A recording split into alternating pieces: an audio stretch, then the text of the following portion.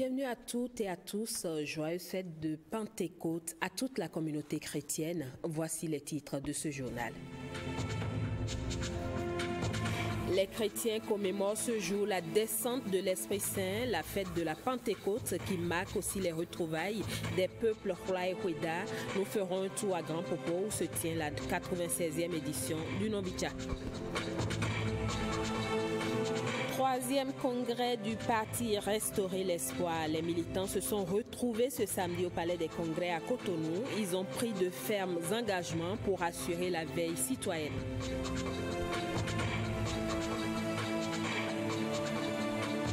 L'ORTB donne l'exemple à l'occasion de la journée de l'arbre. 1000 jeunes pousses ont été mises en terre sur son site de Baka à Parakou. Mais avant, le comité de direction a réuni les responsables pour l'exercice quotidien. L'ONG Vision Pentecôte organise ce dimanche l'édition 2017 de la Nuit de la Pentecôte, un événement de prière, de louange qui vise à célébrer la descente du Saint-Esprit sur les 12 apôtres de Jésus-Christ. Blaise Adankpo et Wenceslas Sawaimon ont interrogé un des membres de l'ONG Vision Pentecôte. Voici un extrait de ses propos. C'est encore Pentecôte. L'ONG Vision Pentecôte organise encore la grande nuit de Vision Pentecôte. Et cette année, l'édition 2017 est sous le thème « Répentez-vous, convertissez-vous pour un Bénin nouveau ». C'est tiré de Actes 3, 19 à 21 et 2 Corinthiens 5, verset 17. Le Saint-Esprit qui descend et qui nous convainc du péché afin que nous prenions une conscience de nous retourner vers Dieu. Rater le but, c'est le péché. Mais le Saint-Esprit nous rappelle qu'il nous faut nous retourner vers le plan d'action de Dieu pour que cette nation soit réellement transformée. Pour l'avènement d'un Bénin nouveau, il faut que nous soyons tournés vers Dieu, vers Jésus-Christ qui est la pierre angulaire. Alors cette année, ce serait vraiment très évocateur, ce serait chaud comme on le dit et ce serait aussi un grand moment de prière, d'adoration et de louange. J'aimerais par ceci inviter toute la population béninoise, que vous soyez chrétien ou non, qui que vous soyez, voici le moment de nous réunir autour de Dieu, autour de son esprit et de glorifier Jésus dans ce pays pour une vraie repentance, nous conduisant dans un esprit de paix, de réconciliation et d'amitié collective. Comme vous pouvez voir derrière moi, tout est en train de s'activer pour que nous vivions un grand moment de gloire.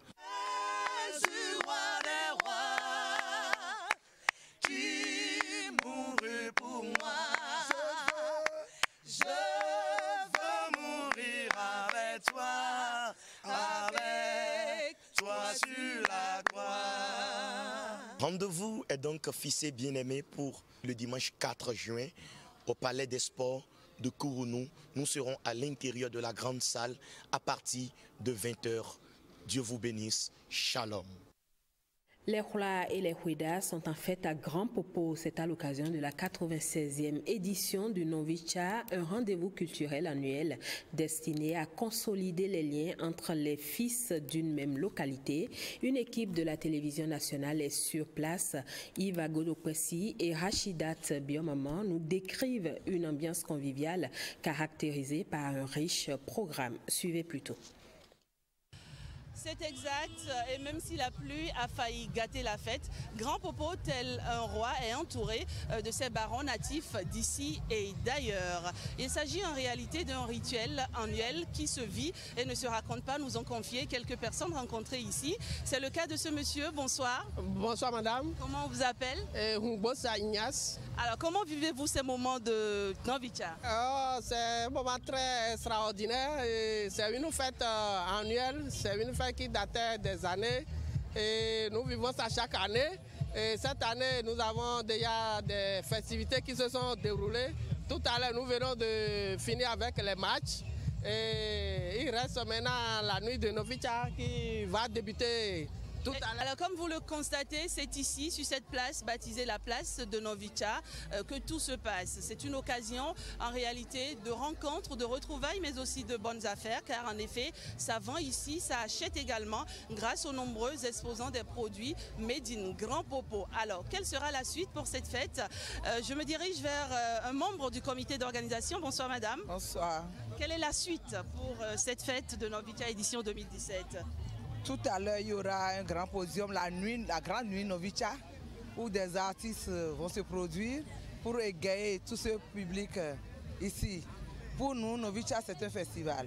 Donc les festivaliers auront droit à une grande nuit. D'accord. Et demain matin, c'est le grand jour de Novicha Gbe. Novicha Gbe. Il y aura la messe le matin. Nous aurons un cocktail culturel assez riche et inédit. Saisissons l'occasion de Novicha pour valoriser et permettre un ressourcement de notre culture. Il y aura 4 panagériques, il y aura des groupes locaux que nous avions cooptés dans le cru local. Voilà, merci donc, merci. C'était à l'instant l'ambiance à la place Novicha vécue par notre équipe déployée sur place et c'était hier. Le tournoi Novicha à Cotonou a connu son épilogue ce samedi. C'est à la faveur d'une finale qui a opposé l'équipe d'Akodera de Comé à celle du Grand Popo.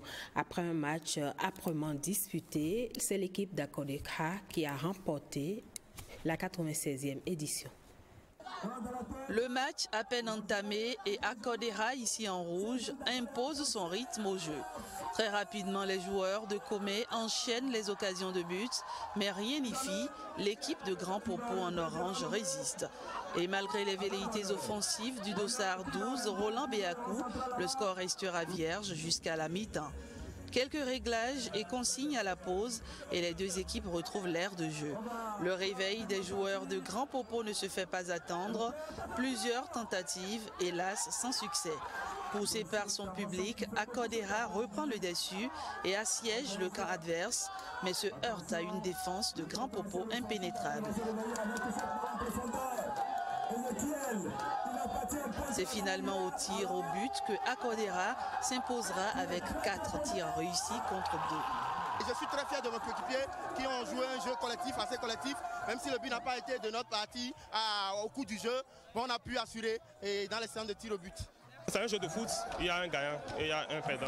Aujourd'hui on a perdu, ça ne veut rien dire en réalité parce que nous sommes dans un système de foot et nous sommes encore jeunes, on peut encore évoluer, donc il n'y a pas de problème. On prend ça sportivement. On avait fait le tournoi Novisan, c'est Power FC d'Akoria qui a eu le dessus sur les autres équipes.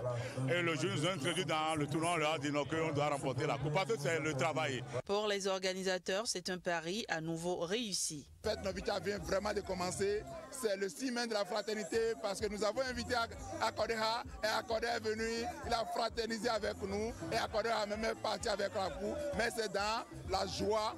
Si vous voyez, c'est l'apothéose ici, tout le monde est content, il n'y a pas d'amertume parce que nous sommes entre frères. Grand Popo, le perdant, part ainsi avec un lot d'équipements sportifs en plus d'une enveloppe financière. Idem pour le vainqueur du tournoi qui s'empare en outre du trophée du tournoi Novicha édition 2017. À la fin de cette rencontre qui s'est tenue bien entendu à Grand Popo, certaines autorités se sont exprimées au micro de Rachidat Biomama et de Yves Godopessi. Aucune équipe n'a démérité. Ce qui est important, c'est le score à la fin du temps réglementaire. Maintenant, le sort a départagé. Akodera a pris la coupe. Nous restons très fair-play, très sportifs. Et on leur donne rendez-vous l'année prochaine. C'est un match de haute facture. L'essentiel, c'est qu'il y ait un gagnant.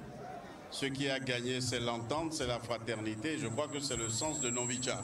Donc, il faut féliciter les deux équipes, encourager ceux qui ont perdu et tisser des lauriers à ceux qui ont emporté le trophée. Ce que nous avons vu cet après-midi nous réconforte parce que nous sommes à la recherche des talents et les jeunes ont fait leur preuve.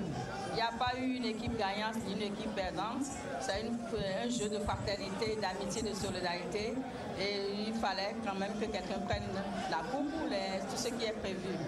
Là, nous avons vu que les jeunes sont déterminés et nous allons faire, comme le gouvernement a dit, du football, une activité pour capitaliser les talents. Et je crois que dans cette région, il y a des talents. Félicitations à vous tous.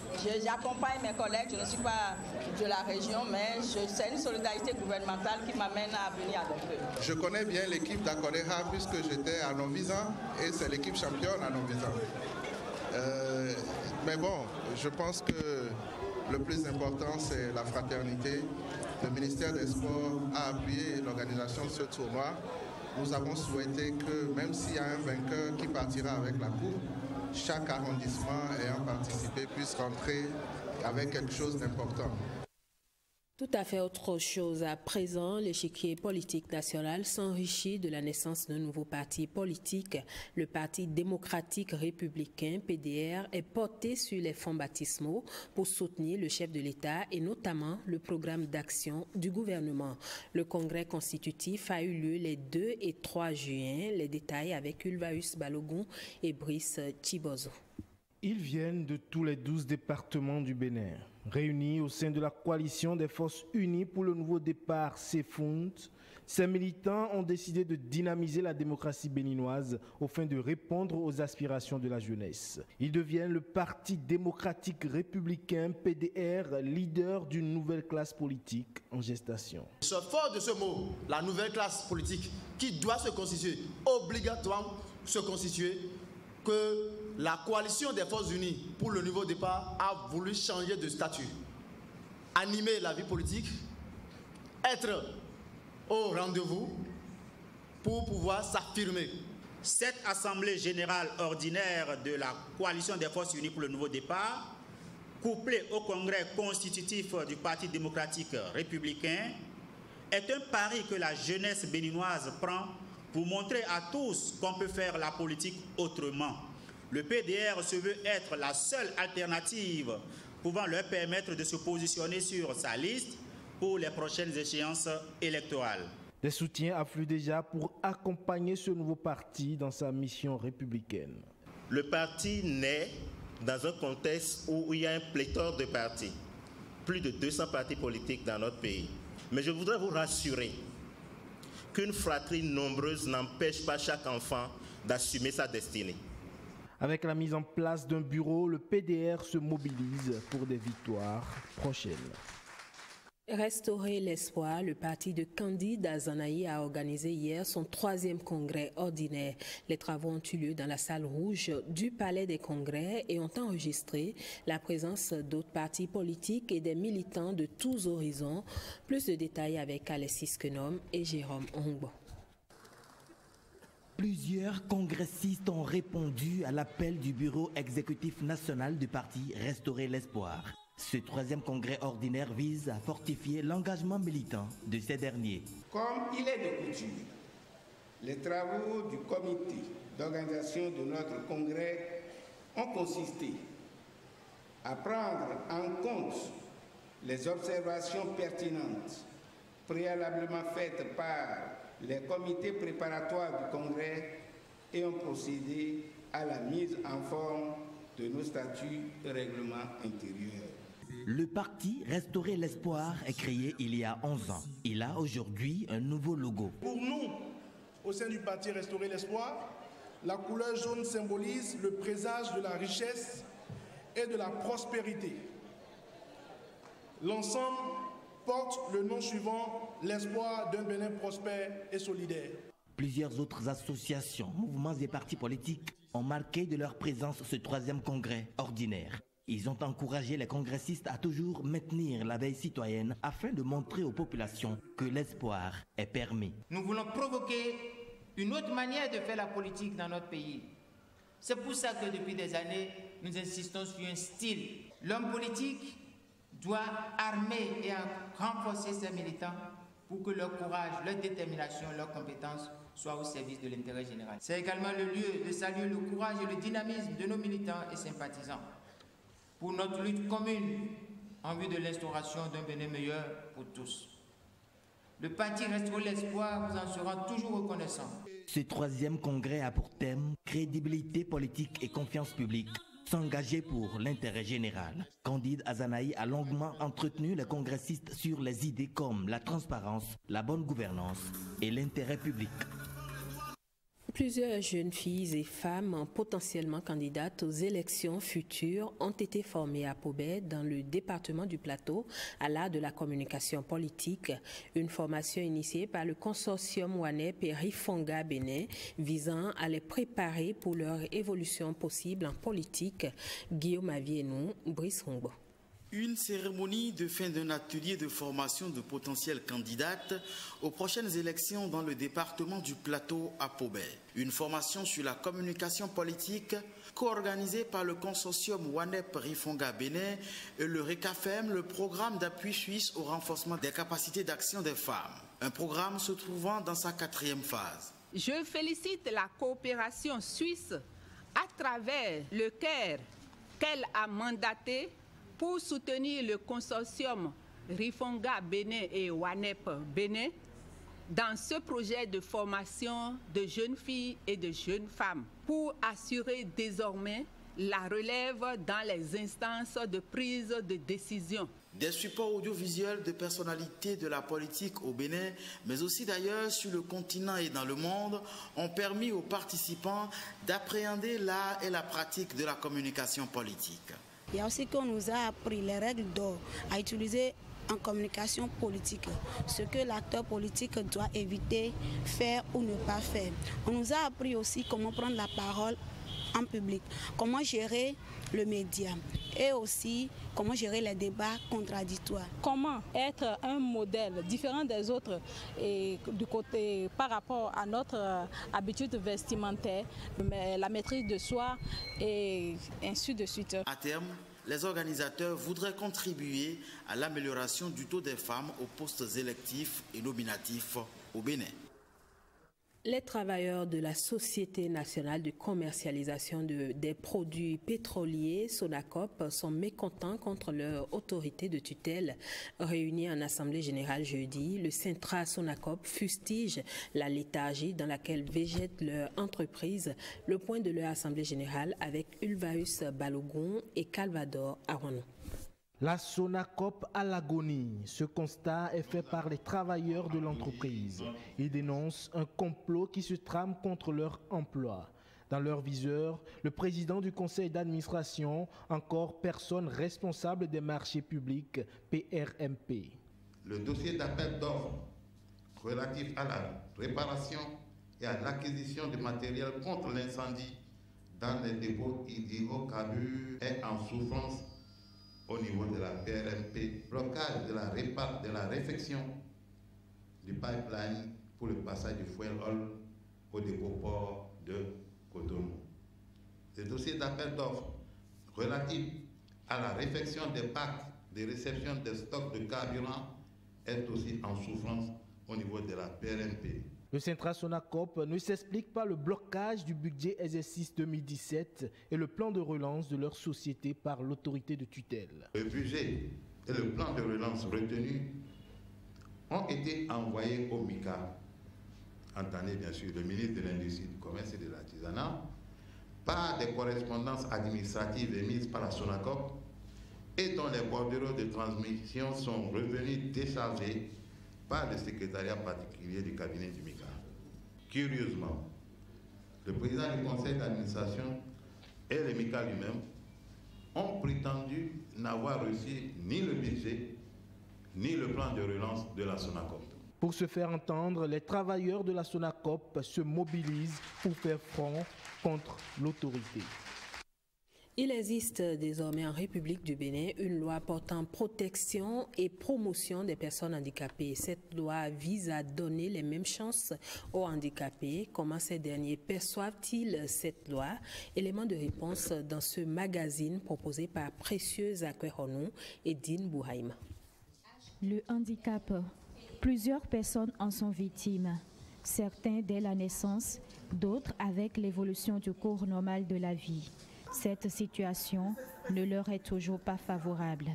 Je suis considérée comme une personne privilégiée au sein des non-voyants et une personne aveugle au sein de ceux qui voient bien. Je suis personne handicapée visuelle, mais ce qui est méprisant, c'est la pitié qui vous accueille à des endroits, les plaintes, et puis il ne voit pas comment ça lui est arrivé, etc. Ces plaintes, c'est tellement désagréable, c'est tellement nuisible. Vous rencontrez des gens, vous les trouvez tout de suite, ils vous tendent une petite piécette, tenez, voilà, comme si vous étiez un mendiant de rue. Étant une personne handicapée, c'est le fait que lorsque je viens dans une administration, ou par exemple, les bâtiments ne sont pas accessibles. Presque les bureaux, c'est des étages à grand niveau, R+2, +3. Donc, des fois, lorsque je viens pour des services, des fois, je retourne à la maison. Au Bénin, aucun traitement spécial n'était réservé à cette frange de la population jusqu'à l'adoption en avril dernier du projet de loi portant protection et promotion des personnes handicapées. Une loi qui vise à corriger tant soit peu les injustices dont sont victimes ces personnes.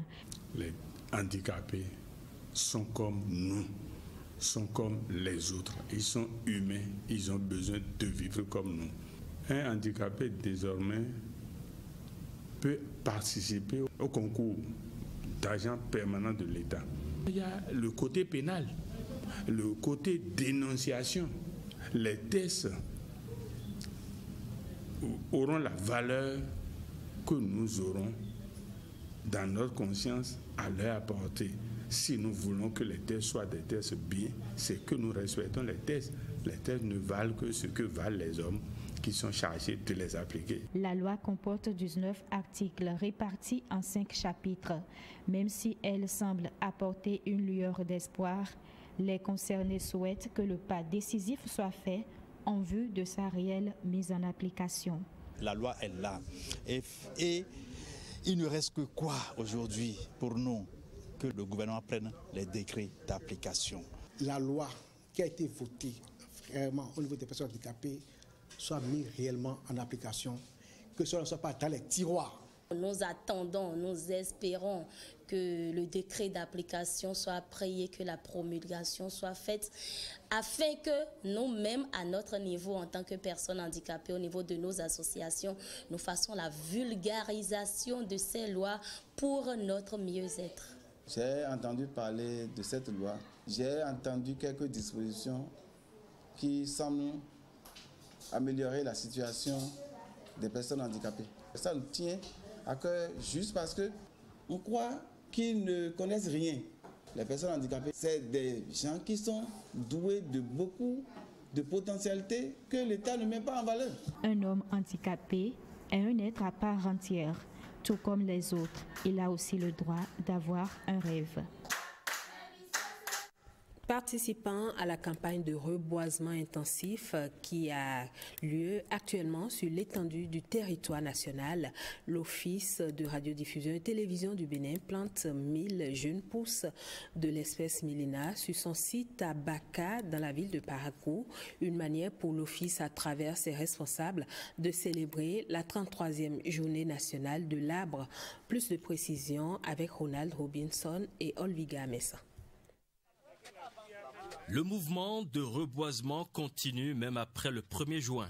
L'Office de radiodiffusion et télévision du Bénin sacrifie aussi à la tradition de la mise en terre de plants d'arbres pour l'avenir, avec plus d'enjeux cette fois-ci sur son site de Baka.